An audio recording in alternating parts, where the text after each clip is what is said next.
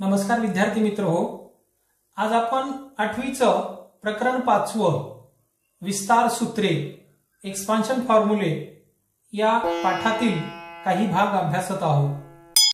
तसं तर गेल्या वर्षीच आपण 7वीच्या वर्गात ही विस्तार सूत्रे यातली काही विस्तार सूत्रे यांचा अभ्यास केलेला आहे। We have studied in the 7th class expansion फॉर्म्युले। 7वीच्या वर्गात पण आपण अशा प्रकारचे विस्तार सूत्रे अभ्यासलेली आहेत। ती कोणती?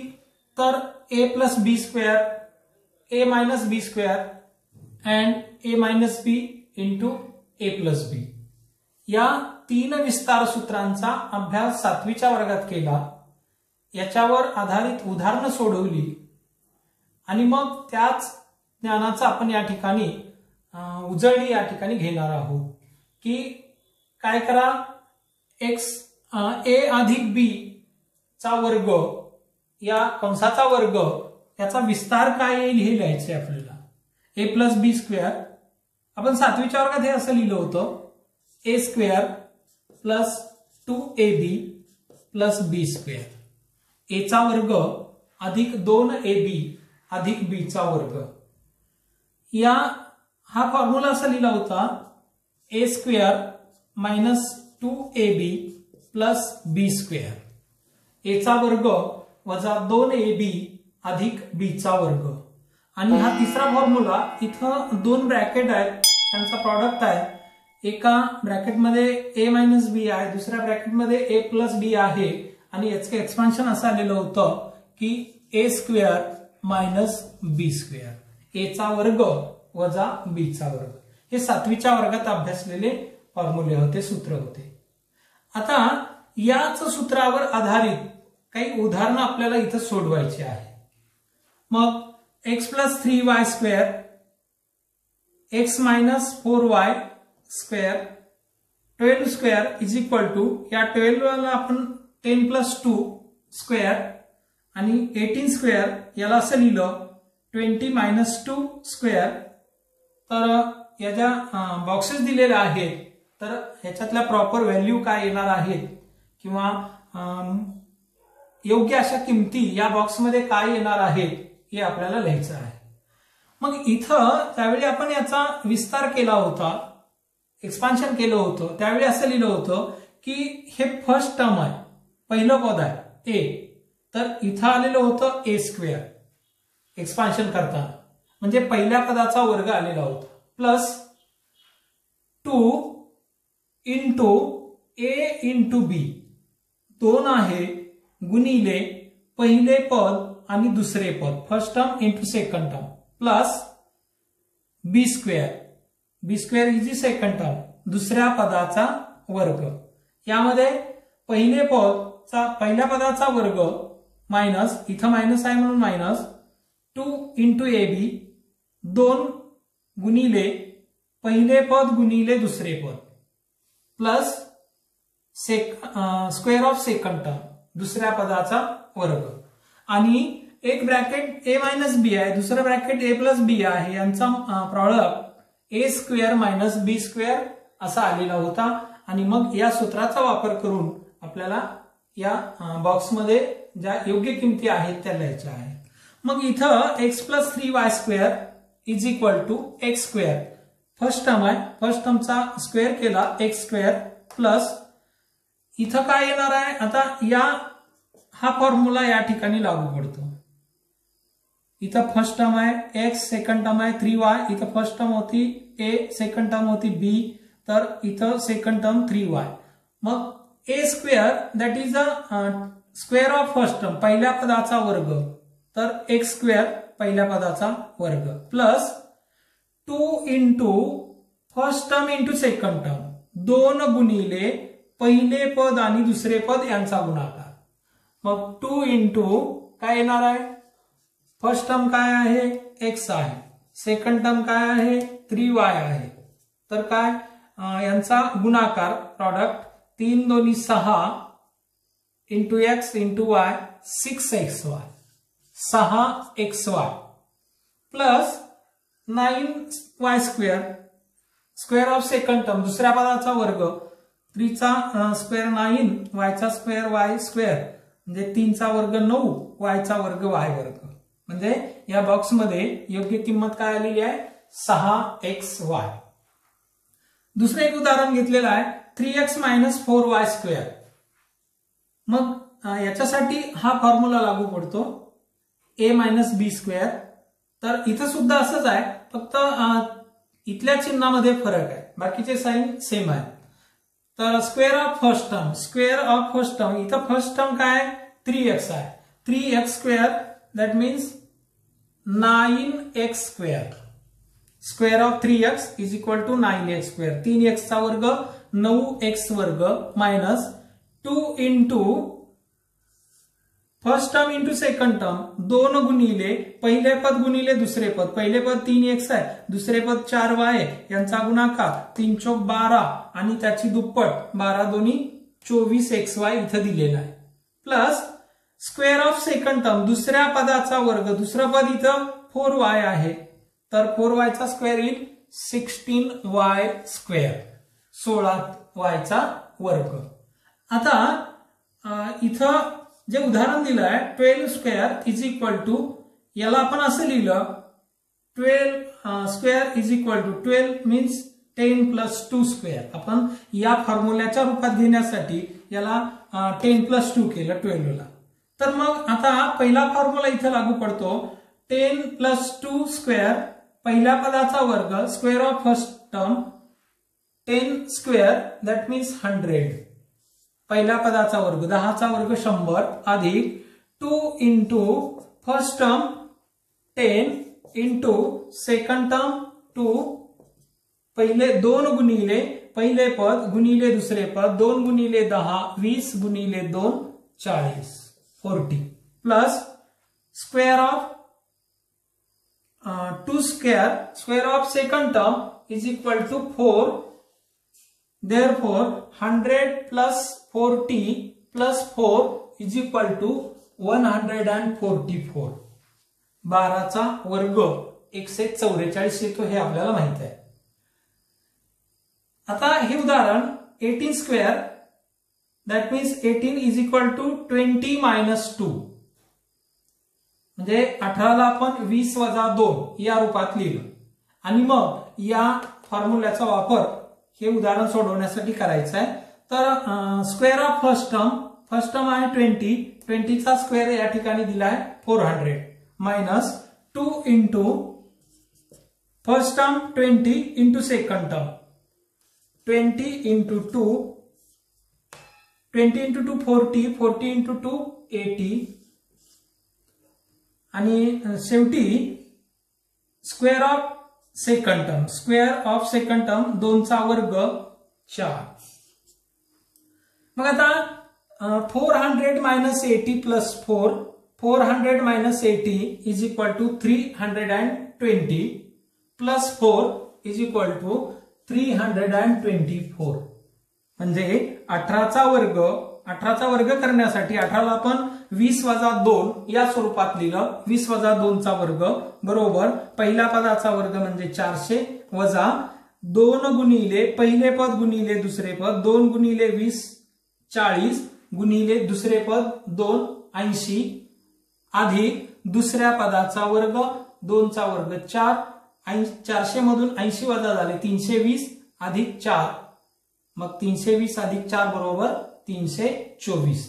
या रीतीनं गेल्या वर्षीच्या या विस्तार सूत्राचा वापर करून आपण या ठिकाणी जे बॉक्स लिहिलेले होते त्या बॉक्समध्ये रिकाम्या जागेमध्ये योग्य त्या किमती लिहिलेल्या आहेत.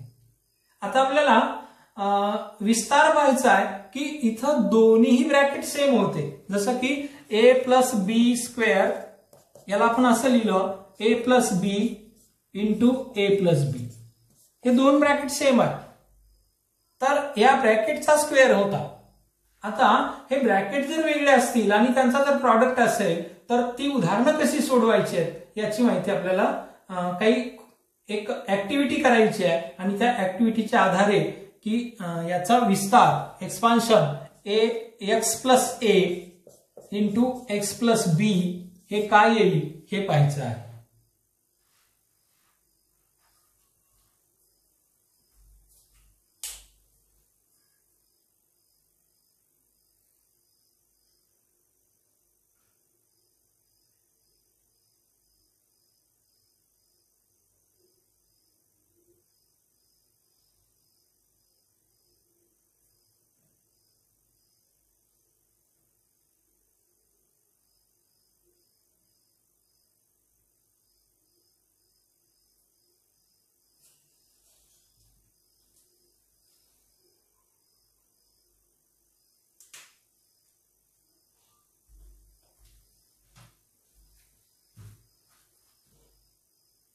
पहा या ठिकाणी आपण काय केलेलं आहे की एक रेक्टँगल आपल्याला दिसतो आहे बोर्डवरती. या रेक्टँगलचे 4 पार्ट आहेत. समजा हा स्क्वेअर आहे. हा रेक्टँगल जो बनलेला आहे तो 4 क्वाड्रिलॅटरल पासून बनलेला आहे. यामध्ये 1, 2, 3 आणि 4 असे 4 क्वाड्रिलॅटरल. यामध्ये एक स्क्वेअर आहे, एक चौरस आहे आणि 3 परत आयत आहे. हा जो आयत बनलेला आहे तो 4 चौकोनापासून बनलाय. त्यामध्ये एक चौरस आहे आणि 1, 2, 3 हे आयत आहे. आपल्याला माहित आहे की चौरसाच्या चारी बाजू एकरूप असतात, म्हणून या स्क्वेअरची साइड आपण x गृहीत धरली. मग ही साइड जर x असेल तर ही साइड पण x आहे. याला आपण इथं लिहून काढू.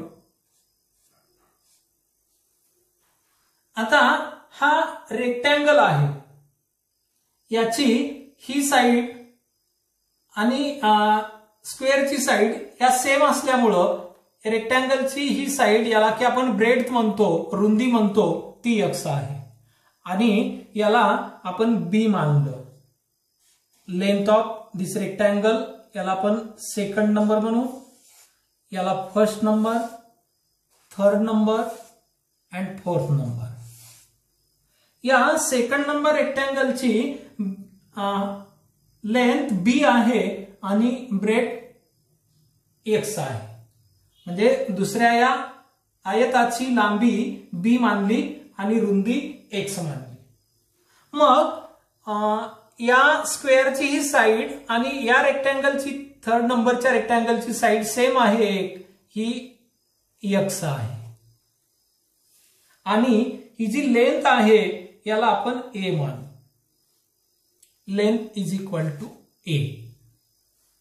आता बघा, हे जर a मानलेलं असेल, या रेक्टँगलची ही साइड जर a असेल तर हा जो रेक्टँगल आहे फोर्थ नंबरचा, ही साइड आणि या रेक्टँगलची साइड सेम आहे, म्हणून ती सुद्धा a येईल.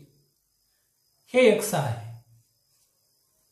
आता हा रेक्टँगल याची लेंथ आणि हा चौथ्या नंबरचा रेक्टँगल याची लेंथ सेम आहे, ती b आहे. आता पूर्ण रेक्टँगलचा जर विचार केला या मोठ्या, तर या मोठ्या रेक्टँगलची लेंथ x प्लस b आहे आणि ब्रेड्थ x प्लस a आहे.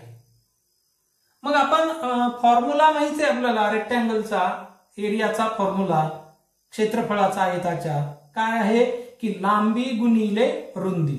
चौरसाच्या क्षेत्रफळाचा फॉर्म्युला बाजूचा वर्ग.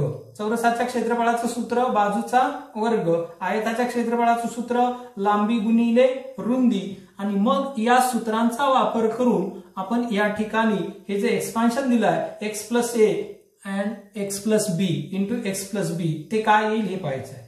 म्हणजे इथं जो आयत तयार झालेला आहे, या आयताचं क्षेत्रफळ, याची लांबी x प्लस a, रुंदी x प्लस a आणि लांबी x प्लस b, म्हणजे हा जो रेक्टँगल आहे त्याचा एरिया म्हणजे x plus a into x plus b. लांबी गुणिले रुंदी. तर लांबी आपण या ठिकाणी इथं लिहिली आहे x प्लस b, रुंदी या साईडला लिहिली आहे x प्लस a. गुणाकार असल्यामुळं इकडं लिहिलं काय आणि इकडं लिहिलं काय ते सारखंच येणार आहे. मग आता इथं जो हा मुख्य आयत आहे याचं 4 भागात विभागणी झाली. पहिला भाग, दुसरा भाग, तिसरा भाग आणि चौथा भाग. ज्यावेळी आपण या 4 क्वाड्रिलॅटरलचं क्षेत्रफळ काढू, एरिया काढू आणि त्याची बेरीज करू, ते म्हणजे या मुख्य रेक्टँगलचा एरिया येणार आहे, म्हणजे मूळ आयताचं क्षेत्रफळ येणार आहे. मग आपण ही 4 विलग करू, आपण बाजूला घेऊ. पहिला जो रेक्टँगल आहे, क्वाड्रिलॅटरल आहे, तो आपण या ठिकाणी लिहिला, ठेवला. दुसरा रेक्टँगल घेतला आपण, तो या ठिकाणी मांडला. तिसरा रेक्टँगल घेतला आहे, तो या ठिकाणी मांडला. आणि चौथा रेक्टँगल घेऊन त्याला आपण इथं ठेवून देऊ. तर जागे अभावी आपण तो बाजूला मांडलेला आहे.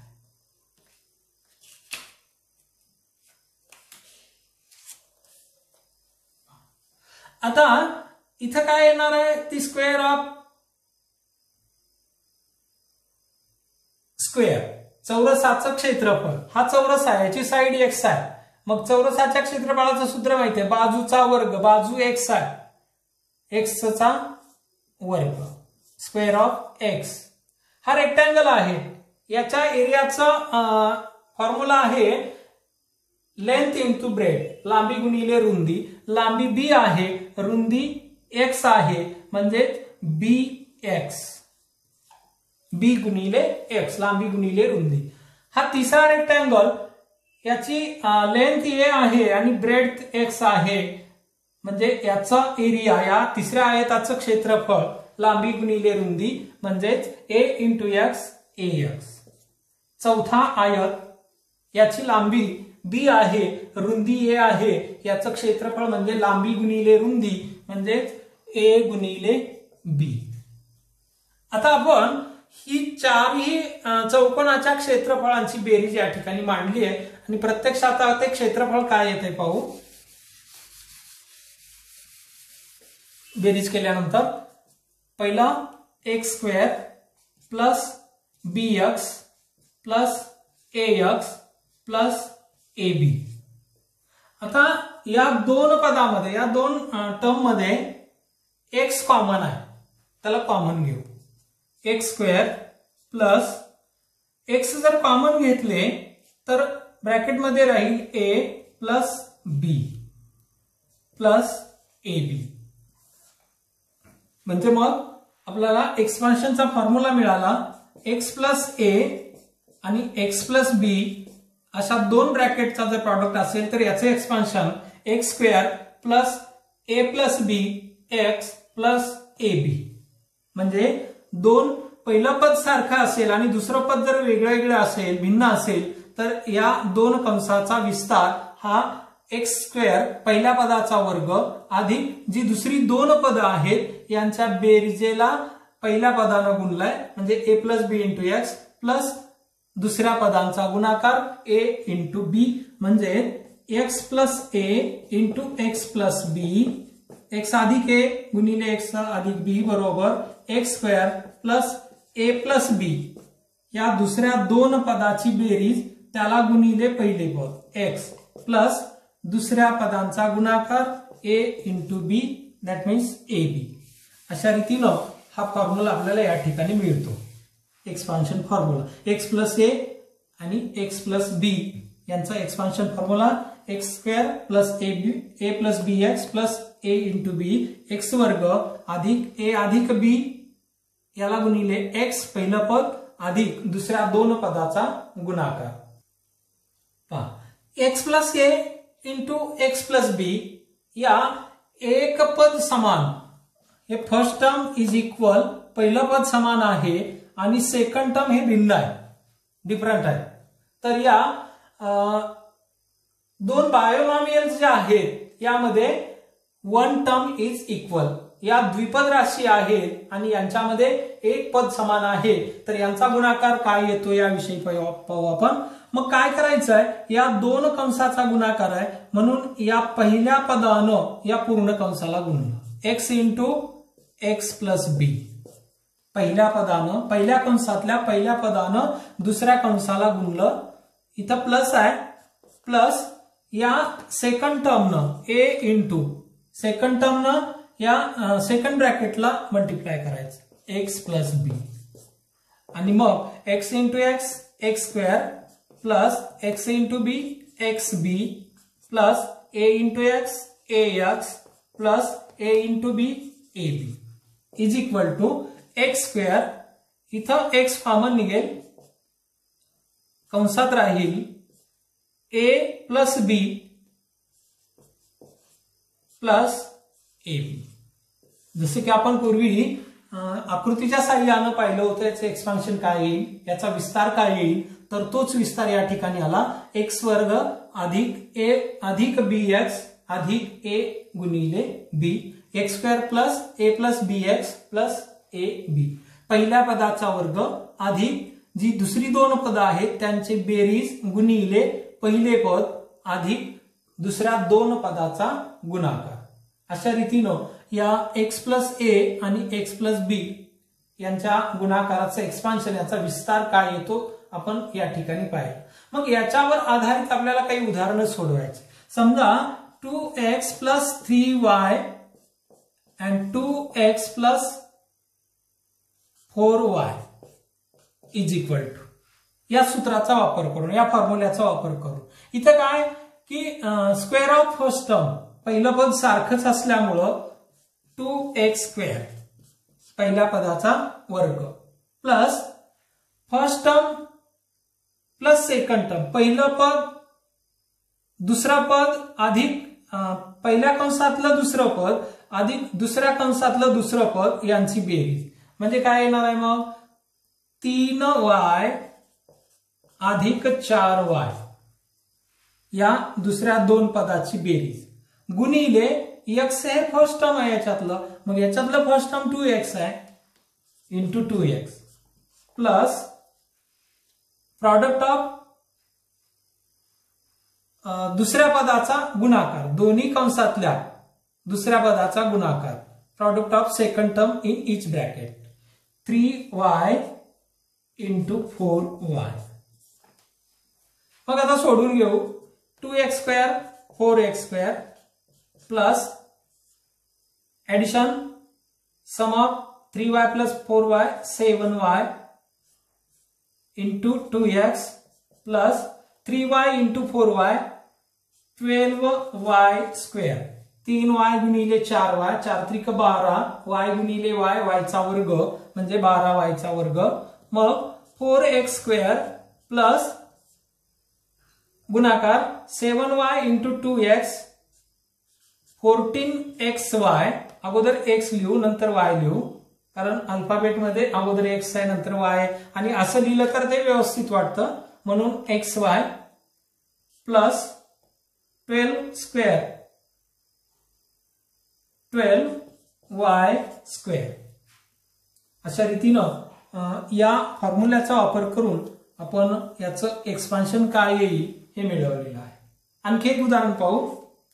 x प्लस 5 x प्लस 7 काय येणार आहे स्क्वेअर ऑफ फर्स्ट टर्म पहिल्या पदाचा वर्ग x स्क्वेअर प्लस दोन पदाची बेरीज दुसऱ्या दोन पदाची बेरीज 5 plus 7 into first term x पहिलं पद अधिक दुसऱ्या दोन पदाचा गुणाकार 5 इंटू 7 आणि मग x square plus 5 into 7 5 plus 7 12x plus 35 5 into 7 35 म्हणजे x अधिक 5 आणि x अधिक 7 या कंसाचा गुणाकार याचा विस्तार हा x वर्ग अधिक 12x अधिक 35 या रूपामध्ये येणार आहे.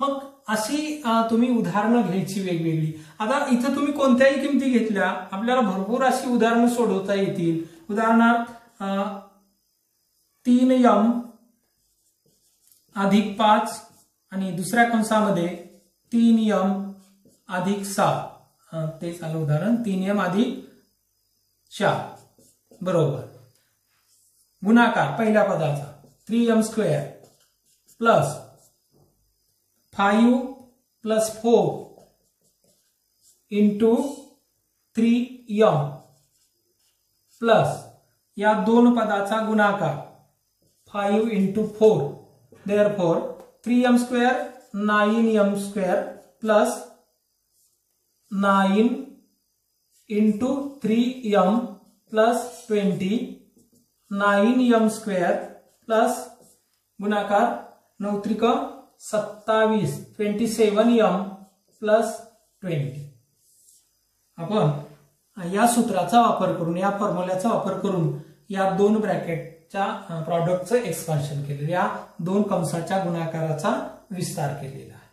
मग इथं तुम्ही सरावासाठी भरपूर अशा प्रकारची उदाहरणं घ्यायची त्याचा सराव करायचा आणि अशी उदाहरणं तुम्हाला सराव संच 5.1 प्रॅक्टिस सेट 5.1 मध्ये काही उदाहरणं सापडतील आणि त्या उदाहरणांचा तुम्ही सराव करायचा. आता इथं आपण हा फर्स्ट फॉर्म्युला घेतलेला आहे एक्सपान्शनचा, x plus a and x plus b यांचा प्रॉडक्ट आणि त्याचं एक्सपान्शन काय येणार आहे. लक्षात आलं असेल? लक्षात आलं नसेल तर परत आणखी अशा प्रकारच्या उदाहरणांचा जास्त सराव केल्यानंतर ते तुम्हाला अगदी सहज जमेल. तर तुम्ही जास्तीची उदाहरणं घेऊन या सूत्रानं उदाहरणं सोडवण्याचा सराव करायचा आहे.